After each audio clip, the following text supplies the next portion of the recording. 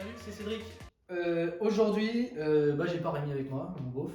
Je vais faire une petite vidéo quand même pour vous présenter le kit 4 papillons que j'ai créé, mis à part les papillons qui viennent d'un G6R comme vous l'avez déjà vu sur les précédentes vidéos. Donc je vais vous présenter aujourd'hui le kit complet qu'on a monté dans la XSI, mis à part 2-3 organes tels que le câble d'accélérateur qui est présent sur ce kit-là et 2-3 autres trucs.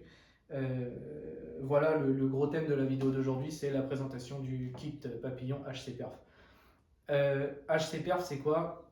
Pour vous expliquer, parce que je ne vous ai jamais réellement expliqué ce que c'était. HC-Perf, c'est mon statut d'auto-entrepreneur. Euh, donc, comme je vous ai déjà dit, moi, je suis pas dans la mécanique, je suis dans le bâtiment, donc j'ai pas de diplôme de mécanicien qui me permettent aujourd'hui d'ouvrir une entreprise comme un garage ou la préparation automobile. En fait, j'ai pas le droit de le faire. Il me faudrait au minimum un CAP ou un bac. Euh, Aujourd'hui, j'ai quand même réussi à ouvrir un statut d'entrepreneur de fabrication de pièces en plastique ou en composite pour l'automobile. Ça, j'ai le droit de le faire. Donc c'est ce que aujourd'hui je fais. Voilà. Notamment ceux qui me suivent sur ma page Facebook, donc vous avez la boîte à RH CPRF que je suis en train de faire, et il y a ce kit 4 papillons là qui arrive maintenant dans les pièces que vous pouvez commander chez moi. Voilà, tout le haut ici, mis à part les pipes, c'est déjà pour un client, ça va pas tarder à partir. J'attends les pipes au final, mais je vais vous parler de ça plus précisément en vous rapprochant. Voilà, on vous a rapproché donc pour que vous puissiez mieux voir la rampe d'injection, autre que sur l'introduction. Donc voilà, je vais vous expliquer un peu les différents organes que j'ai créés. Donc voilà, donc en fait, comme je vous l'ai déjà dit, il s'agit d'une rampe de papillon GSXR, donc SRAD injection. J'ai mon autre beau-frère qui m'avait corrigé parce que apparemment j'ai dit une connerie au niveau des années. Normalement c'est 99-98, donc les dates de création pour ceux qui veulent monter ce type de rampe avec mon kit. Donc c'est 99 et 98. Donc voilà. On va commencer tout simplement par la dépression du Mastervac. Donc, qu'est-ce que j'ai fait? En fait, j'ai imprimé une rampe qui se met en lieu et place des injecteurs de la rampe de GSXR. Qui se met en lieu et place de la rampe de GSXR. Ça sert juste à la dépression au freinage. Donc, si on souhaite garder les injections d'origine dans la culasse, d'origine des 106 en fait. Après, pour ceux qui veulent garder les injecteurs dans la rampe ici, il faudra boucher les puits d'injecteurs sur la 106. Mais aujourd'hui, moi, j'ai rien fait pour ça, quoi. Donc voilà comment on a fait nous sur l'Excessine. Donc ici, donc ça rentre très légèrement en force, d'accord. Et donc ce qu'on a fait, c'est qu'ici on a mis de la pâte à joint, de la Loctite, de la pâte à carter, donc de la noire. Une fois que vous avez bien mis la pâte ici, vous venez l'emmancher comme ça, tac. Et je sais pas, vous prenez peut-être un serre-joint histoire d'une nuit ou une journée, une fois que c'est bien collé. Voilà, c'est super étanche. Et ici, vous avez le raccord pour le tuyau du Mastervac. Voilà. Ensuite, la cale du potentiomètre de papillon. La cale du potentiomètre de papillon, c'est un sujet un petit peu plus compliqué. C'est ce qui est pour moi plus compliqué. Donc ici, j'ai une lumière de réglage, d'accord. Donc c'est pas censé bouger comme ça. Donc j'ai une lumière de réglage. Et ici, vous ferez un coup de tarot, vous mettrez, où vous mettrez un petit coup de forêt, et du coup, vous mettrez une vis un peu plus grosse avec un écrou ici, ce sera très bien. Et je vais vous expliquer comment on met le potard. Voilà, je vais vous expliquer. Donc voici le potentiomètre classique qu'on trouve sur les XSI, les XS, les Rallye 2, même les Rallye 3, les Rallye phase 1. Les Rallye phase 1, il est un peu différent, je crois. Il n'est pas tout à fait pareil. Mais sur les moteurs, voilà, sur les moteurs à 4 injecteurs avec le collecteur en plastique et tout, c'est toujours celui-ci. Donc en fait, qu'est-ce que j'ai fait? Il faut savoir que la rampe de G6R, elle tourne à l'envers de notre potentiomètre. Vous voyez, le papillon il tourne comme ça, d'accord? Et le potentiomètre, lui, il tourne dans l'autre sens. Donc c'est un problème. Donc comment on a fait? J'ai créé donc l'intérieur ici, c'est une petite cale, d'accord? Donc ici, je ne l'ai pas fait, mais je vous explique comment on procède. Donc ici, c'est une petite boîte vide Je sais pas si vous allez bien, si vous allez voir. Donc c'est juste un logement en fait, d'accord? Il y a juste un logement et il y a le comment le système qui permet d'ouvrir le potentiomètre. Comme sur nos 106, pareil, c'est les mêmes diamètres, tout est identique. Donc ce qu'on a fait, c'est qu'on est venu couper les pattes, tout simplement. Il faudra couper les pattes, d'accord? Donc à ras, en fait, il faut faire un potentiomètre sans trop de fixation, sans rien, d'accord? Et ensuite, la manœuvre qui est un peu plus délicate, c'est qu'il va falloir, vous voyez, donc on a le système ici avec le joint, il va falloir mettre un petit coup de forêt bien droit, de façon à créer une ouverture de l'autre côté, d'accord? Et en fait, ce qui va se passer, c'est que votre système ici, vous allez le retrouver là. Et donc, en glissant le potentiomètre comme ça, tac, dedans, donc vous le collez ou vous le calerez, normalement c'est à peu près au code, c'est quand même pas mal. C'est quand même pas trop mal fait. Et donc tout est aligné, tout est prévu pour que le montage soit plug and play. Donc vous le glissez dedans, vous le collez. Bien évidemment, ça ne sera pas vissé, là c'est pour vous montrer. Vous voyez. Donc il sera comme ça. Donc le trou sera là, il sera dans son logement, d'accord. Et après voilà, ici vous avez la vis de réglage. Si vous avez un calculateur programmable ou quoi que ce soit, et ben vous pouvez le positionner et vous mettre la valeur à 0, quoi. Voilà. Donc la cale marche assez bien, voilà, c'est ce qu'on a sur l'XS6 et ça marche plutôt pas mal, quoi. Voilà. La suite, ça sera les cornets d'admission et on finira par les pipes d'admission. Donc les cornets d'admission, c'est très simple, hein, c'est un bloc imprimé. Donc ici il est brut. Ceux qui le veulent lisse, ils pourront le poncer et le peindre et le vernir, ça fonctionne très très bien. Je vous dirai après, comment, quel matériau c'est, quelle impression je fais, ce qu'on peut faire comme option, hein, on en parlera juste après. Tout simplement, donc impression comme ça. Donc c'est un volume que j'ai dessiné, que j'imprime. Et ici, vous voyez, j'ai deux vis avec un contre-écrou, donc qui viennent bloquer contre l'aluminium des papillons, quoi, tout simplement. Et donc c'est un emmanchement. Je ne sais pas si je vais pouvoir réussir à vous le retirer comme ça ici. C'est juste emmanché sur le corps du papillon, quoi. Voilà, tout simplement. Voilà, on voit le travail. Le travail à l'intérieur, c'est sympa, quoi. Enfin, c'est sympa, c'est dommage que sur les TU, ça soit pas face à la route et qu'on les voit pas, que ça soit comme ça. Enfin, c'est plutôt magnifique, quoi. Voilà. Le dernier point, c'est les pipes d'admission. Les pipes d'admission, dont je vous en avais plus ou moins parlé dans les deux précédentes vidéos. Donc ça, les caoutchoucs, c'est aussi des pipes, mais c'est les pipes de caoutchouc d'origine de la moto. Donc les pipes d'origine de la moto, donc elles vont sur c'est plug and play sur les. Ici, il y a des colliers qu'il n'y a pas. Donc c'est plug and play sur les papillons de la moto et ça vient directement s'emmancher sur la culasse du GSX-R. Voilà.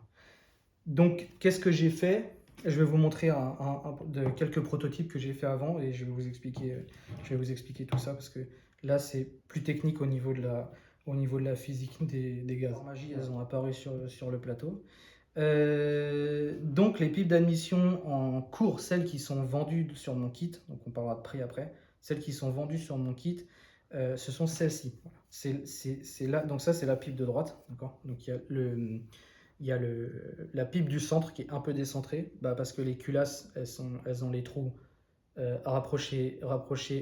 Le premier trou et le deuxième trou sont rapprochés. Il y a un écart et le troisième et quatrième sont rapprochés l'un de l'autre à gauche. Comme on peut le voir ici, la culasse, c'est exactement ce montage-là. Donc les pipes, comme on voit, conçues, la bride, c'est exactement comme le collecteur de XSI. Vous le reconnaissez tous, hein, pour ceux qui connaissent bien. Et donc la particularité, donc je vous ai parlé des pipes en caoutchouc, c'est qu'en fait, vous voyez, ici, il y a un creux, et ici, il y a un biseau donc sur le volume. Et en fait, voilà, ça, c'est quasiment la même forme que sur la culasse de GSX-R. Donc c'est vraiment, ça s'emboîte exactement de la même façon. Encore une fois, c'est un montage vraiment que j'ai accentué sur le plug and play. Que ça soit facile, compréhensible, qu'il n'y ait rien à se casser la tête. Voilà. Une des principales difficultés auxquelles on a dû faire face, vous savez, c'est sur le support moteur, il y a une vis.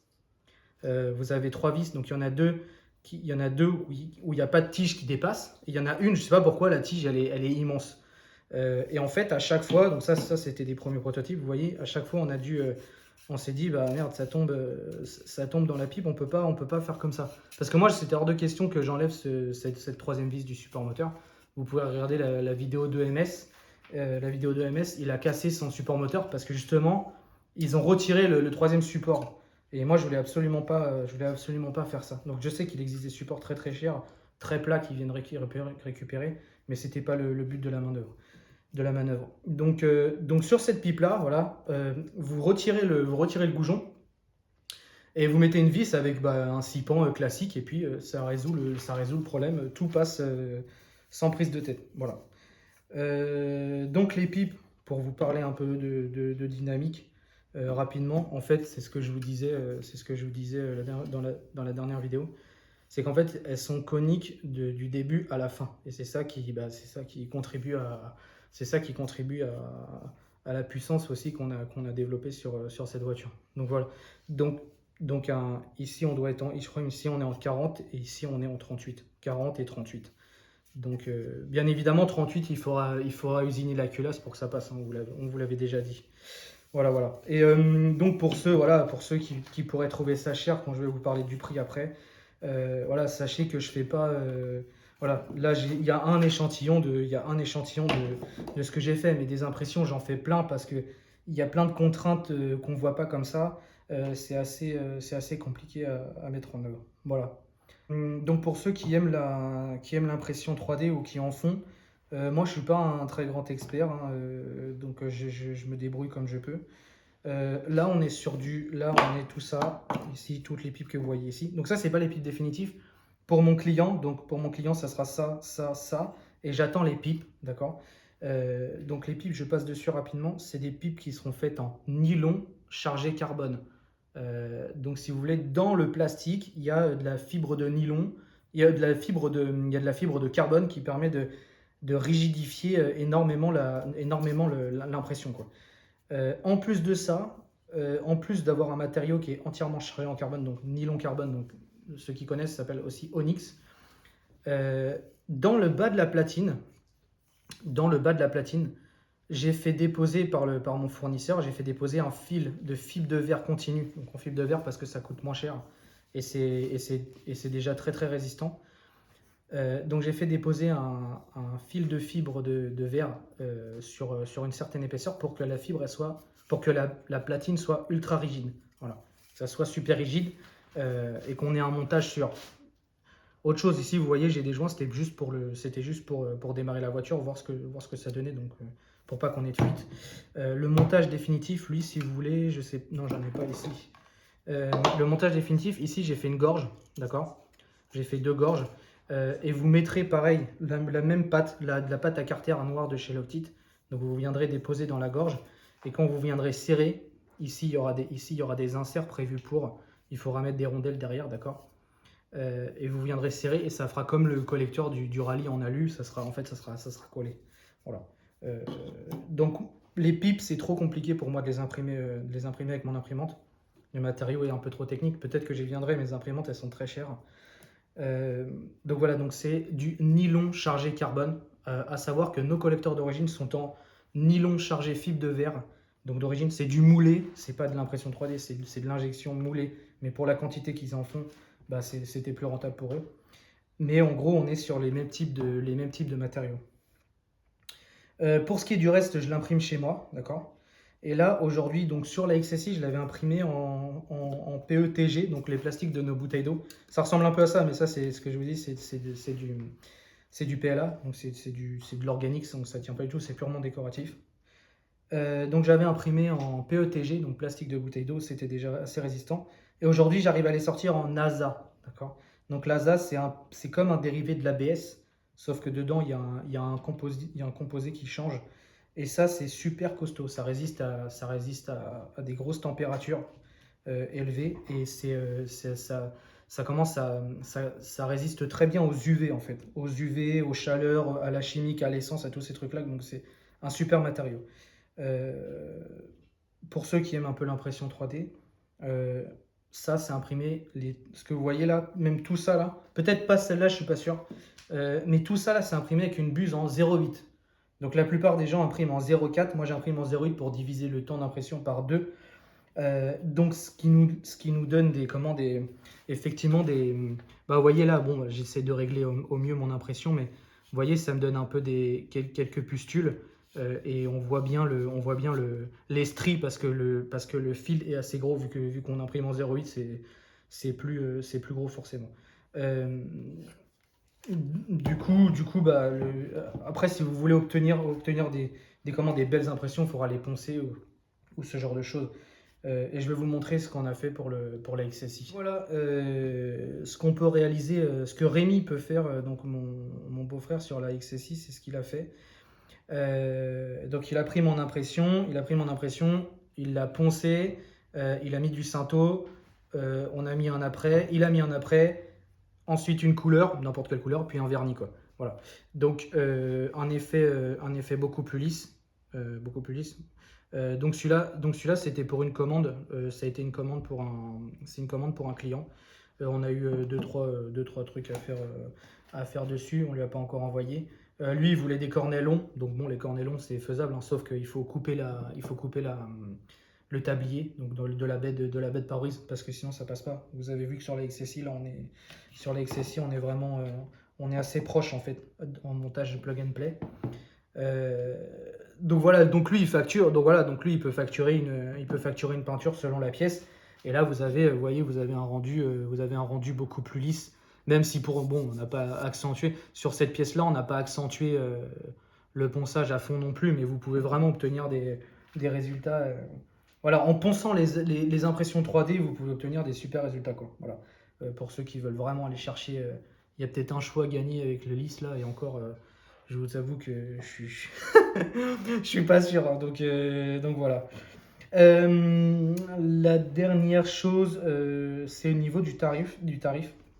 Une chose à savoir, moi je ne fournis pas la ronde de GXXR. J'en ai pas un. Ça on me l'a prêté, c'est mon autre beau-frère, il me l'a prêté pour la démonstration. Je fournis pas les papillons, je fournis que le kit d'impression 3D, d'accord. À savoir donc les cornets, longs ou courts à la demande.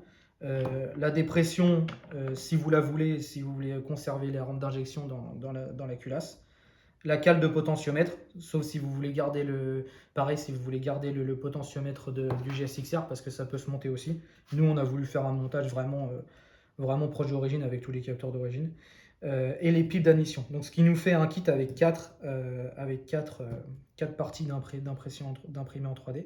Donc au niveau du tarif, on est aux alentours, avoisinant des 450 euros TTC, parce qu'en auto-entrepreneur, il faut savoir qu'il n'y a pas de TVA, enfin c'est moi qui la paye, il n'y a pas de prix hors taxe et prix TTC. Donc le prix c'est 450 euros. Donc je le répète, un cornet court, rampe de dépression, potentiomètre et le kit la paire de pipes. Voilà, pour ceux qui veulent un kit éventuellement ou si ça vous intéresse, si vous avez des questions, vous pouvez aller donc directement dans les commentaires YouTube. Généralement, je réponds à tous ceux qui me posent des questions. Vous pouvez aller aussi sur ma page Facebook, où on est pas mal actif parce qu'il y a aussi ma soeur et mon beau-frère qui gèrent la page, qui répondent. Donc le lien de la page Facebook, il est en bas dans la description de la vidéo YouTube. Pour finir la vidéo, on a eu pas mal de commentaires, quasiment, je dirais 98% de positifs. Ça a été une super expérience sur nos deux premières vidéos, donc on est plutôt très content. Effectivement, il y a deux. Bon, les vidéos c'est assez compliqué à faire, hein. Il y a deux, trois trucs qui vont pas. Quand on regarde les vidéos, on a dit on a sauté ce passage-là alors qu'on a fait le truc. Bon, c'est jamais facile. Effectivement, juste je tenais à régler un petit point. C'est sur l'acoustique. Effectivement, sur la deuxième vidéo, je vous ai parlé d'acoustique. Mais en réalité, le terme de pression, il n'est pas tout à fait approprié à l'acoustique. Ce que je vous ai décrit, c'est un phénomène physique qui existe, mais c'est pas vraiment l'acoustique. Je ferai une vidéo pour corriger ce que j'ai dit, aller un petit peu plus en profondeur sur les phénomènes. Hein. Moi, je vais pas vous dire ça marche, ça marche pas. Voilà, j'ai pas les outils pour. Mais on fera un petit point récapitulatif là-dessus. Euh, pour ceux qui attendent la boîte désespérément, comme moi, je sais pas si mon fournisseur il regarde les vidéos. C'est vrai il a pas mal de retard et on avait convenu d'une date un peu plus, un peu plus haute dans le temps, si j'ose dire, parce que là on est déjà en 2022 maintenant. J'espère que la prochaine vidéo, ça sera sur ma boîte H7 que je vous la présente enfin en live, quoi. Voilà, donc ça sera le bienvenu, ceux qui veulent échanger avec nous comme d'habitude. Moi j'adore échanger avec les gens, surtout quand on parle de mécanique et d'impression 3D. Ceux qui veulent peut-être qui ont des sujets de vidéo à nous soumettre, franchement ça serait le bienvenu, parce que je vous avoue que faire des vidéos avec des sujets intéressants et tout, c'est pas forcément facile. On a d'autres 106 qu'on aimerait vous présenter, mais bon, c'est sûr que la XSI à côté, c'est le Graal. Hein, c'est pas, on est sur des petites choses. Donc voilà, donc il y a la mienne, il y a celle d'un ami, il y a celle de ma sœur, et ils ont une rallye phase 1 aussi. Donc il y en a qui sont pas du tout préparés, il y en a qui sont totalement d'origine, et il y en a qui ont quelques petites préparations intéressantes qui sortent. Des chevaux c'est intéressant par rapport au moteur. Donc voilà. Écoutez, merci beaucoup d'avoir visionné cette vidéo, et j'attends vos échanges, et n'hésitez pas surtout à vous abonner et à mettre des likes, ça fait plaisir, quoi. Ciao!